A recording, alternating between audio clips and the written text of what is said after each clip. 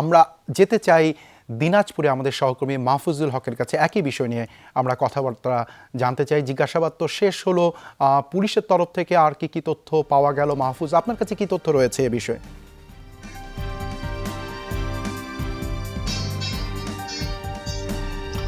আমি আগের নিউজে, আগের বুলেটিনে যেমনটি জানিয়েছিলাম যে সৈয়দপুর বিমানবন্দরে আটক হয়েছেন তিনি হচ্ছেন ঠাকুরগাঁ ঠাকুরগাঁ জেলা জামায়াতের আমির বেলাল উদ্দিন প্রধান।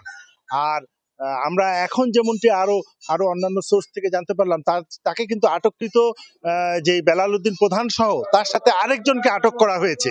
তিনি হচ্ছেন তার আসনের যিনি জামায়াতের মোস্তাকিম এর প্রার্থী আব্দুল মোস্তাকিমের ভাই হেলাল উদ্দিন, এই হেলালকেও আটক করা হয়েছে এই বেলাল উদ্দিন প্রধানের সাথে। আসলে একটি জিনিস খুব পেরেছে, বা এমনি সাধারণ মানুষের মনেও এখন যে বিষয়টি হচ্ছে, টাকাটি নিয়ে আসা হচ্ছিল নির্বাচন কেন্দ্রিক নির্বাচনে ব্যয়ের জন্যই, এবং এই টাকাটি যিনি আনতেছিলেন তিনি আমাদের ঠাকুরগাঁর যিনি বিএনপির পদপ্রার্থী মির্জা ফখরুল ইসলাম আলমগীর, তার জেলা জামিয়াত যাওয়ার একটা সম্ভাবনা রয়েছে।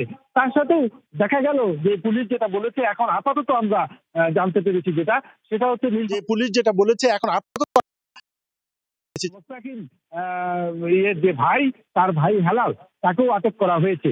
এই দুইজনকে এখন সৈয়দপুর বিমানবন্দরেই রাখা হয়েছে। বিমানবন্দরে টাকাগুলি গণনা চলছে। এই টাকার পরিমাণ কত, এই বিষয়টি কিন্তু এখনো পুলিশ প্রশাসন থেকে নিশ্চিত করা হয়নি। পরবর্তীতে তারা বলেছে টাকাগুলি গণা হচ্ছে, এবং আসলে যে সৈয়দপুর বিমানবন্দর এই রংপুর বিভাগের একটি গেটওয়ে বলা চলে। এখন এই গেটওয়ে দিয়ে রংপুর বিভাগের একটি